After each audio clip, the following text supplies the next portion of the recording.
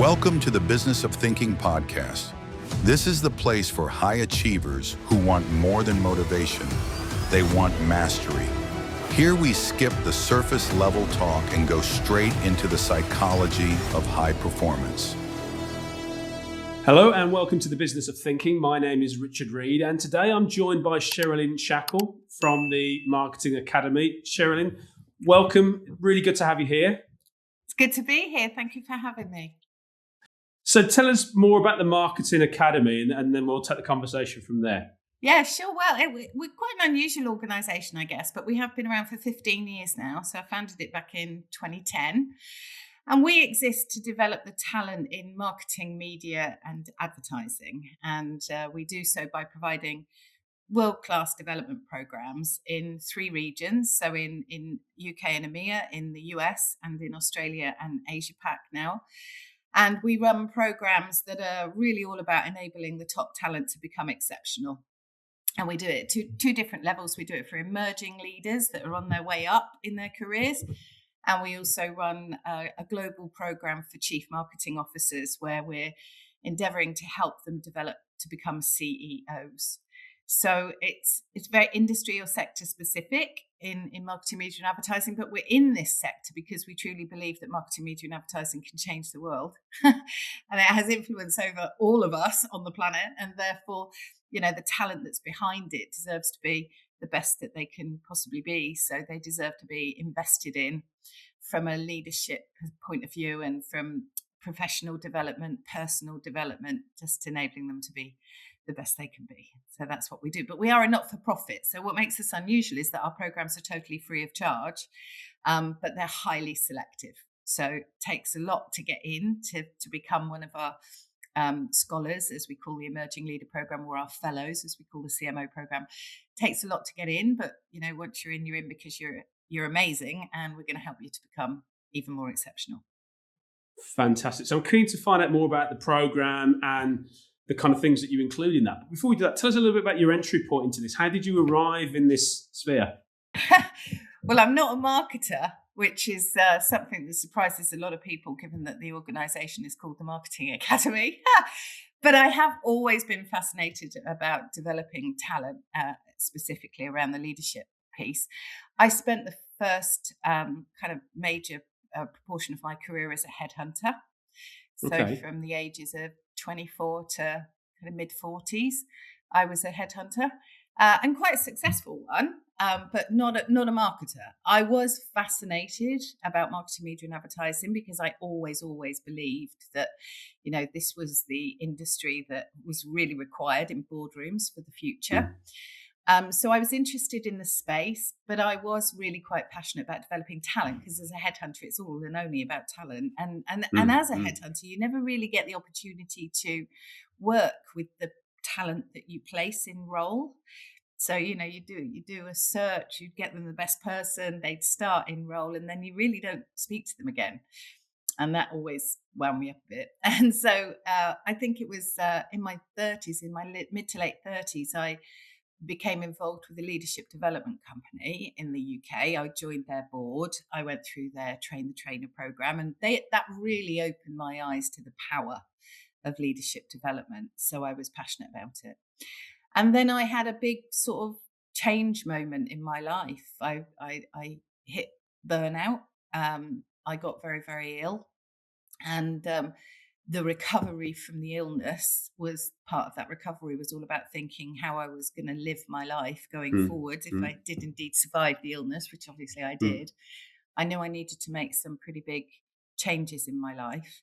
And I needed and wanted a career that was going to fill me with joy, which headhunting never really did. It served a purpose. It was financially very lucrative, but didn't really fill me with joy. And I wanted to do something different, and I wanted it to be philanthropic, and I wanted it to be in the not-for-profit space. And this all happened in 2009. So, the world had gone to shit that year. It was really bad year. And they just, And I thought, well, what to do then? I'll set up my own thing. And we launched the Academy in February 2010. And I closed my executive search firm, my headhunting firm, a couple of years later, and I've never looked back. So I had a bit of an odd route in. But it's so often the case, isn't it? And I think, you touched on a really important point there about intrinsic motivation. That actually, you can be really successful at something, it can be very lucrative, but actually, if you can't emotionally connect with it, then it's quite tiring, isn't it? And maybe that was part of the fuel behind the burnout as well, is actually you were doing something that wasn't energizing you.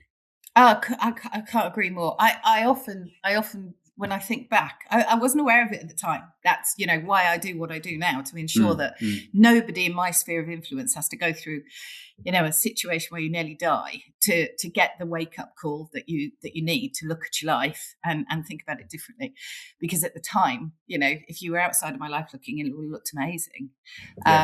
Because of all of the external success measures that, that degree of commercial success brings you. But I always felt like it was kind of fracturing my soul. That like there was this sort of split inside me. There was this split. There was this, I need to do this because I need to earn money and I'm good at it.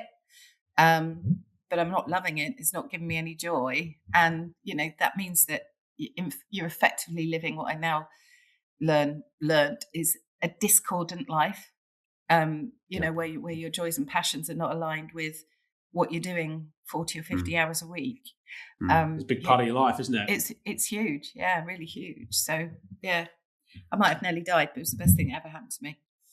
Yeah, and sometimes I'm a believer that we need these things to be forced upon us to really kind of sit back and register the message the world's trying to tell us. Yeah, and, we I'm do. not coming at it from a spiritual point of view, but there's something in it, I think. There is definitely something in that, the universe delivers. I believe that the universe delivers you what you need when you need it.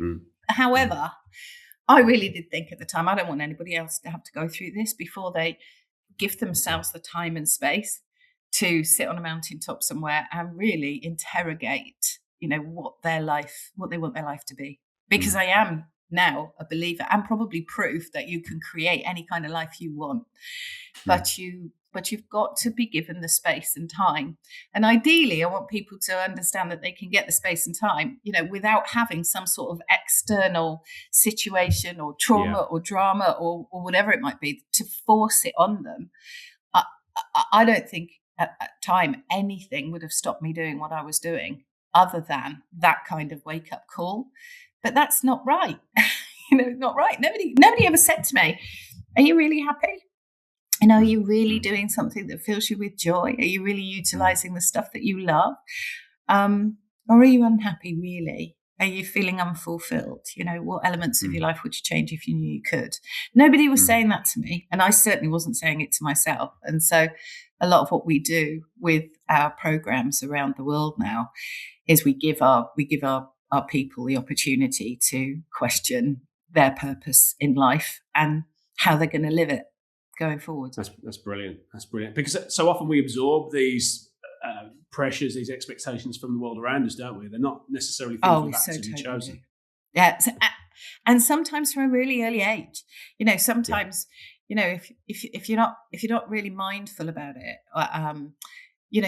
you can have put yourself on a path because that's what your mum and dad expected you to do.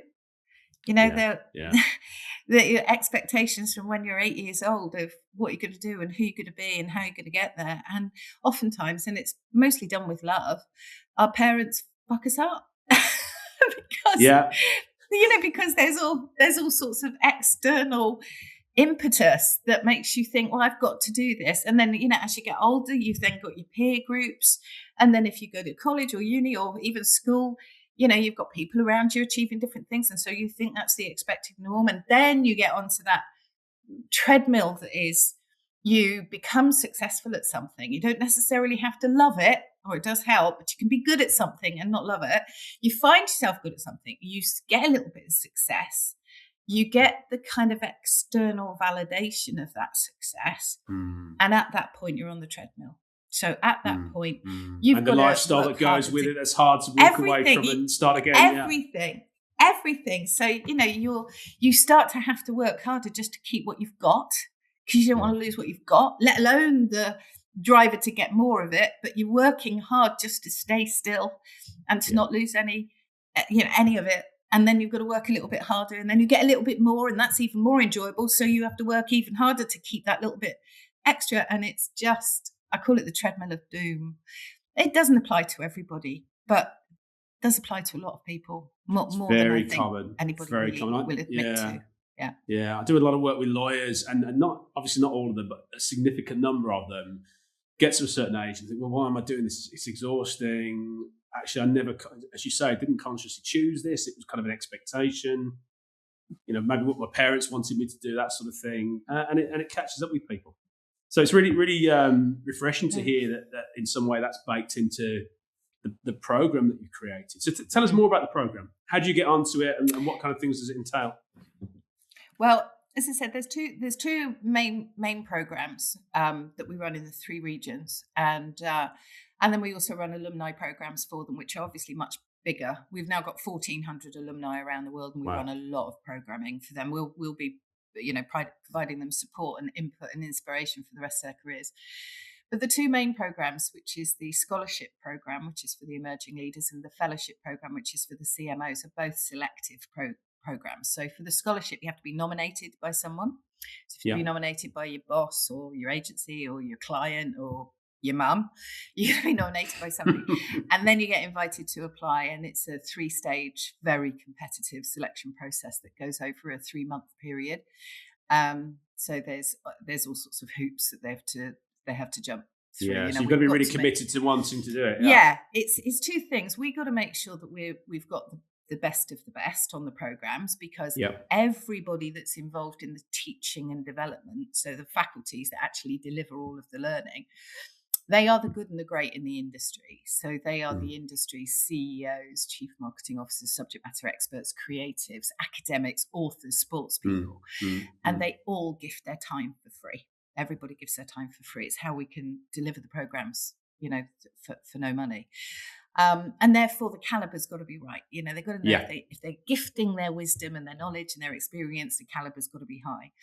But also the individuals that go on the programs have to want it, right? Because it's not a short-term commitment. The programs are 9 months long. They're about 15 days of learning spread over 9 months. Yeah, and is this face-to-face or online? Yeah, all in person. Yeah. All of it is in person, and the residentials and our boot camps, as we call them, take place all over the world. And then they have executive coaching. So every single scholar and fellow is matched with a board level executive coach, which is a one-on-one relationship, which goes over the 9 months. And then both the scholars and the fellows meet with mentors one-to-one during the 9-month period. So they spend, an hour and a half with a board practitioner or somebody, somebody very high level. And then they go to the boot camps and the residentials, which are very intense, multiple days residential, taking them out of the city, which is really immersive learning. So tough to get on. But when you do, the programs are designed very holistically. So there's a huge element that is around personal growth and, discovering your purpose. And then there's the professional skills element on both of the programs. Different content on both the programs, obviously, but there's a big professional development element. And then leadership development is a very, very big pillar. So, ensuring that people become inspirational leaders in any capacity is really valuable for us. So those are the 2 main programs. And then, as I said, they join their own alumni programs, which we run regionally. And we do have now, after the pandemic, we do actually have a virtual program, which isn't open to the whole industry yet, but that's the direction of travel, which enables us to share our learning with a wider community. It's called the Marketing Academy Virtual Campus, and it is exclusively online. And there's about 250 hours of learning online, which is about leadership, self-mastery, well-being, and professional skills.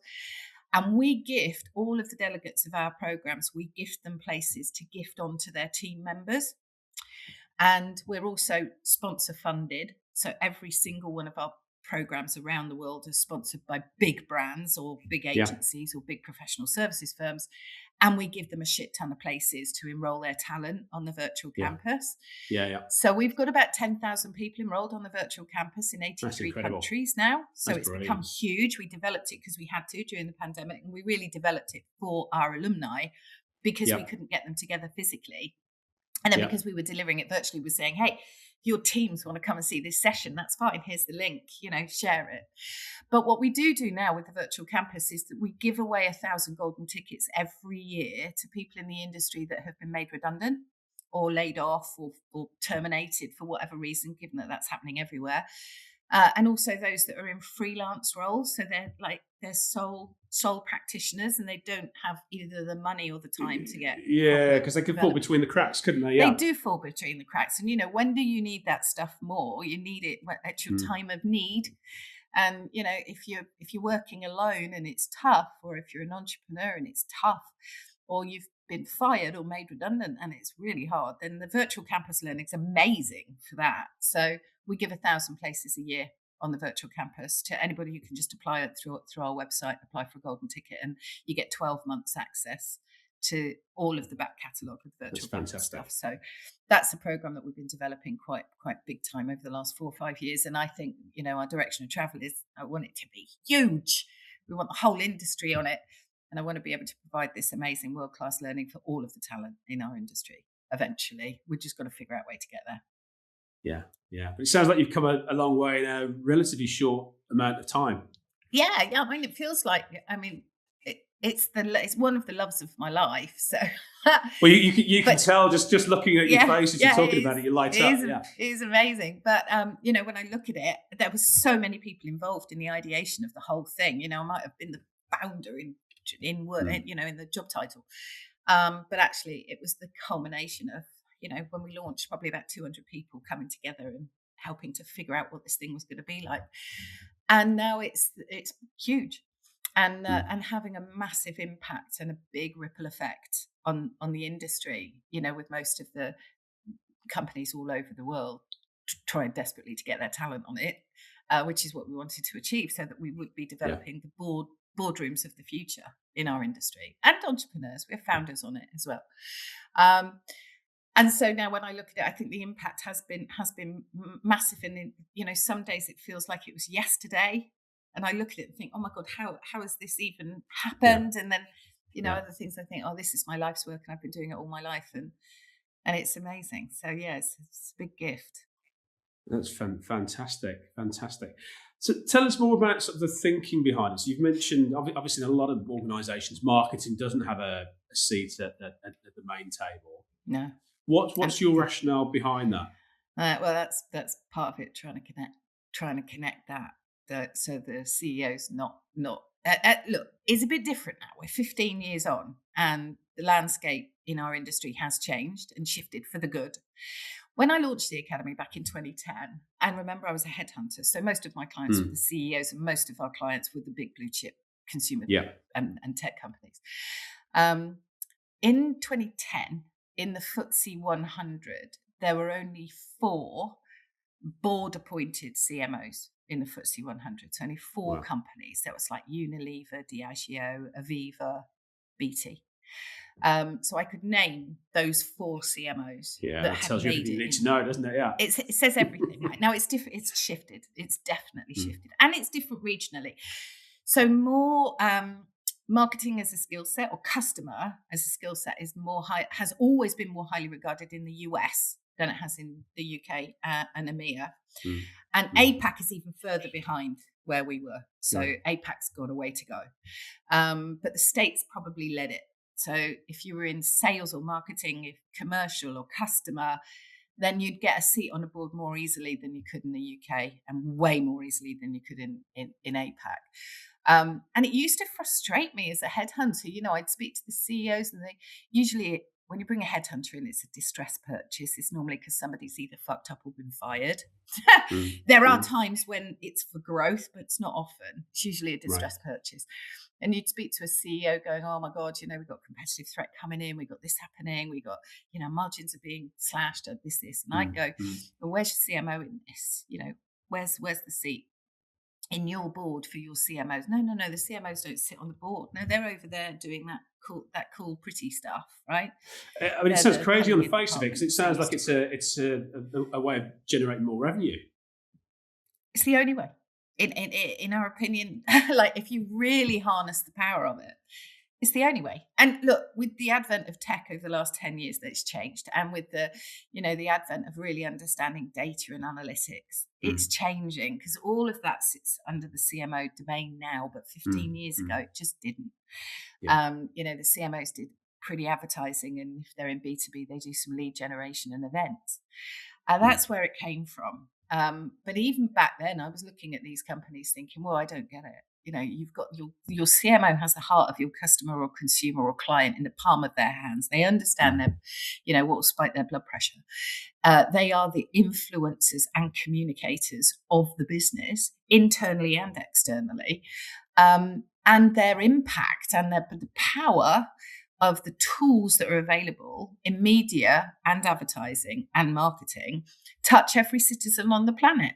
All 8 billion people on the planet are influenced one way or another by something that comes out of marketing, media, advertising, comms, right? In every and any context, even in the political landscape, we can put someone in power, right? That's the power of our craft. So if you've got that much influence over 8 billion people, why the hell are you not influencing the rest of your boardroom and the decisions and choices that your CEOs and the other functional C-suite are doing? So it is much, much better now. The percentage is way higher. But, there's still this gap between, and certainly an understanding between the CMOs and their CEOs and their CFOs. Yeah.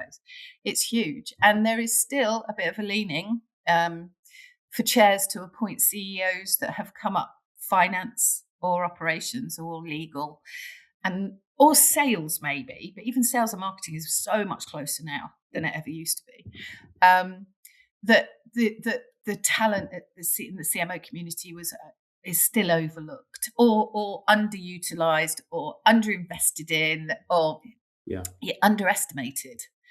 And that's the drum that we bang globally is wake up. You've got this superpower sitting in the corridors of your leadership, but they should be in the center of your boardroom, because what could you do with that knowledge combined with the knowledge of how to run a company? And that on our CMO program, that's what we're doing. There's no marketing content on our CMO program.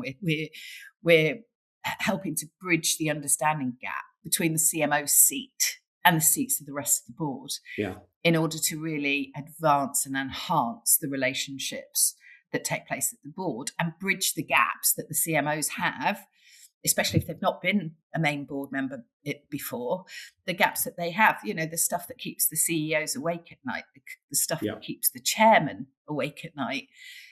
We're helping them to bridge that learning gap. So important. And it definitely sounds as though the pattern is changing. More companies are opening their minds up to this idea. Definitely. What are the objections that you're still encountering? Is it just purely about ignorance and lack of understanding, or are there other things? And language. It's mostly, look, the CMOs don't do a brilliant job. I've got to be honest. You can have a very, very unaware CEO who's a finance person, who's come out of finance, who's really good at slashing costs, or who might be quite good at M&A, for example. But the CMOs don't do the best job of advocating for themselves or so they don't market themselves. Yeah, they're rubbish at it.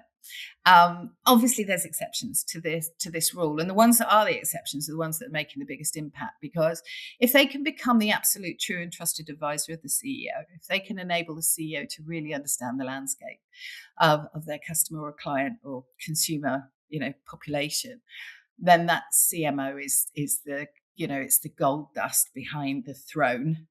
But the CMOs don't do themselves a really good service some of the time. So, if the CEO knows nothing about the craft, and that's common, then it's the CMO's responsibility to educate them and to stop using all of the vernacular that surrounds marketing, of which it's could write, there's a different direction, it's a different dictionary, and start talking to the CEOs and the rest of the board in the language that they will understand.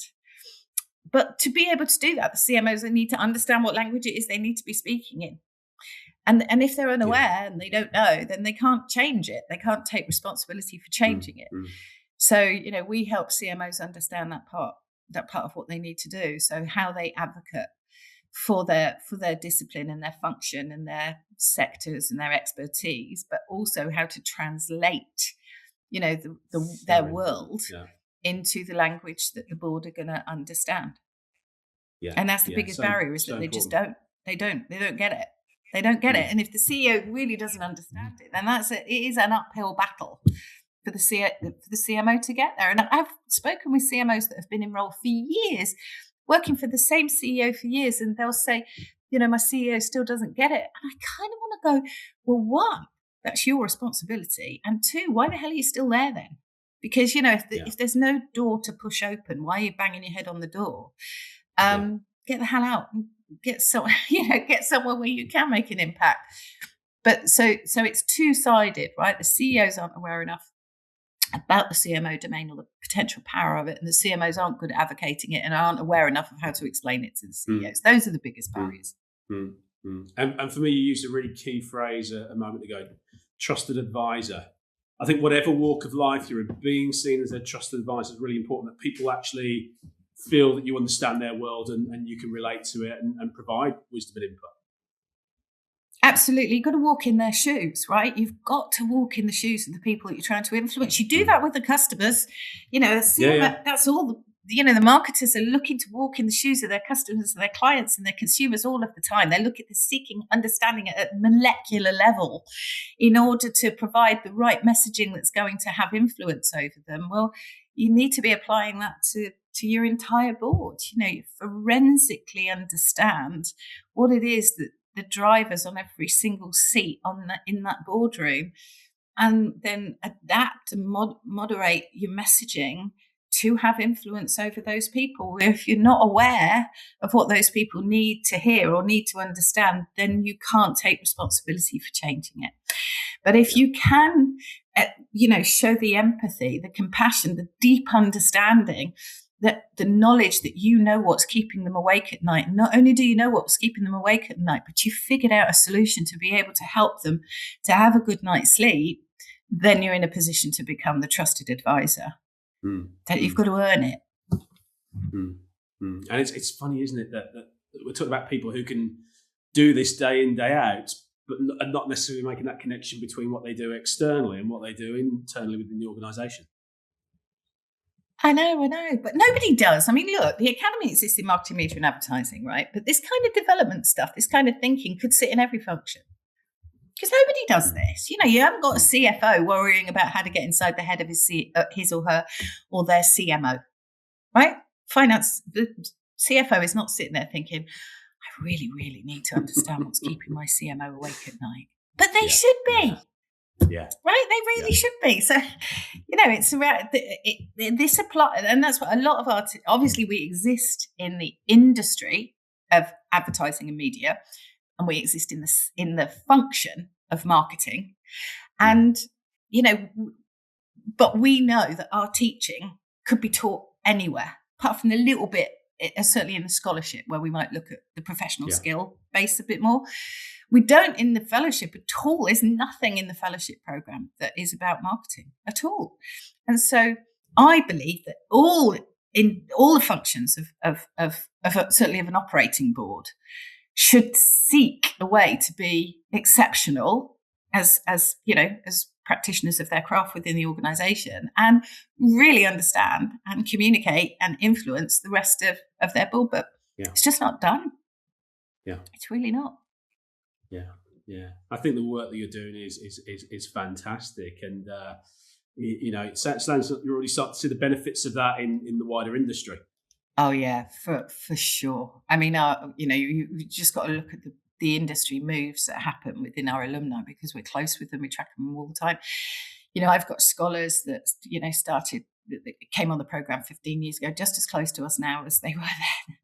Nice. But then our CEOs, that we've got CMOs that have become CEOs. We've got a lot of CMOs that are now non-execs on boards, and they're leading in the way in which we teach. So they're human first, authenticity, integrity, all of the wonderful newer thinking around leadership. That's how they're now leading, and the ripple effect is huge. You get a couple of, there's about 5 companies around the world that have got co-CEOs, 2 CEOs that are both our alum. Four different companies, 2 agencies, and two media agencies, a creative agency and a brand. And they've got our alum heading their companies. These are significant size businesses, leading in the way in which we help them to understand. So the ripple effect of one person, if you're leading a business, can be thousands, let alone the customers or clients that then their people have direct influence over too. So the ripple effect is huge. And we love it. And, we've got scholars that come back as speakers or mentors. We've got scholars that have gone on to become executive coaches. They're working in the coaching faculty in the community. So they feed back into the system. We've had, fellows, the CMOs that have gone on to be CEOs and have come back to run sessions for the fellows in future cohorts. So it is an ecosystem we're based on generosity and reciprocity, right? Because we do everything is for free. So it has to be about what we're giving. Everything is about giving more. And so we've got this wonderful virtuous circle where the fellows and scholars and alumni feel that they're being given these amazing experiences, and thus they want to give back and pay it forward or pay it down, and we enable them as much opportunity to do that as well. So it's a great community. Fantastic. And you can just tell by the energy with which you explain all this that what it means to you. So it's really sort of nice to be on the receiving end of that and to hear that and experience that. What's the future hold for you in terms of all of this? Well, there's 2 kind of real desires in the direction of there's 3 desires in the direction of travel. Our alumni programs are just getting bigger and bigger and bigger, and so we're constantly seeking ways to make that absolutely extraordinary. It's not easy running programs for 1,400 people that now live in probably 40 countries, but investing in them is a big part of our platform going forward. Developing the virtual campus to something that could be globally amazing is a big focus, and that'll be a big focus for this year, is getting the strategy to drive that forward. There's about 4 million people in our industry around the world. I want them all on the virtual campus, and we've just got to work out a way to do it. And then there'll be a geographic expansion of the core programs, so of the scholarship programs going forward. There'll be I think there's big opportunity and need in places like Latin America or South Africa or the Middle East, and probably more in APAC. The scholarship program we actually run in the UK, in Australia, and in the US, but it could be in any country, and it probably should be in every country. The fellowship program is a global program, but we run a couple of cohorts a year in different geographies. But the CMOs can be based anywhere in the world. They've just got to fly into the residentials. But that could be bigger. We can only take 60 CMOs a year and 90 scholars a year so far. So I think that, we've got the opportunity to run more programs in more territories. So those are the 3 things, really: investing in the alumni, investing in the virtual campus, and making that really scalable so that we can have impact at scale, and the expanding the cohorts internationally, more globally. Those are the 3 areas. So lots going on, lots more to do. It's just as well, as you say, that you do something you really enjoy. Yes, because you don't feel like you're working, right? I don't feel like I've worked in 15 years. It's just an absolute joy. And I travel a lot, which is not easy. But, the academy is just getting bigger and bigger, which means that obviously the more programs we run, then the more sponsorship revenues we can attract, and therefore the more we can invest in, because we don't make any profits. So every penny is invested, which just means the bigger the team, the more resource enables us to do more stuff. That's very typical. We run whilst it's a not-for-profit, it's run on a shoestring. We spend the money as if it's our own money. Yeah. And we're always trying to do more than we've probably got the resources to do. And we're in that entrepreneur, catch 22 of, not having quite as much money and as we really want, and then not having the resources to do the things we want, and just, constantly looking like we're swans but paddling like mad underneath. But every day is a joy. It's not a hustle, it's not a hassle, it's a joy, and long may it continue. Absolutely. And if people want to find out more about this, either to attend or to sponsor or maybe even to get involved with coaching or training. Everything. Like we have mentoring, we have coaching, we need speakers, we need really good all of the time, because we're not just doing the programming for the 6 programs that we're running globally, but we're doing it for the alumni all of the time. Yeah. And so probably at any one time, we're probably dealing with about 250 speakers, inspirational keynote speakers or subject matter experts in any of the domains. They don't have to be marketers. We've got Olympians that work with us. We've got authors. We've got all sorts, because we do have a great platform. Like the virtual campus is huge. That's got 10,000 people on it. And we need, we're probably doing about 50 sessions a year, something like that. So it's huge. That's a constant beast at this meeting. Yeah. But we do give them the best audiences because we give them the most exceptional talent, and we give them the ones that have fought to be there, right? We need as much input as we can. We're always looking for new partners, although our partners are very loyal. So we've got partners that have sponsored us for 15 years. I was with ITV last week. ITV, one of our first ever sponsors in the UK, for sponsoring the UK scholarship. They're still sponsoring now, 15 years later. But because we want to expand, we're always looking for new partnerships. People can get involved on the virtual campus, especially if they're in between roles. So there's a gift there for you. So you just hit themarketingacademy.org is the website and have a good route around, because there's a shit ton of stuff on there. So themarketingacademy.org is the place to go. Fantastic. Sherilyn, any final words you want to share with the audience before we wrap up today's session? Well, I think your audiences are interested in kind of performance and well-being and all of that stuff, right? And so, I would just say my message, even to all of the alumni, you've got one life and you actually have 100% responsibility for the choices that you make in it. So whilst life can dish you no end of shit, and it is a little bit shitty out there right now, how you choose to think about what's happening and how you respond to it is down to you. And if you really embrace that, it's actually really quite empowering, even when things are going hard, because it's so easy at the moment to feel like the world is out of control and heading towards some sort of freaking Armageddon, and you've no control over it. And thus you feel like you're a victim of other people's shit.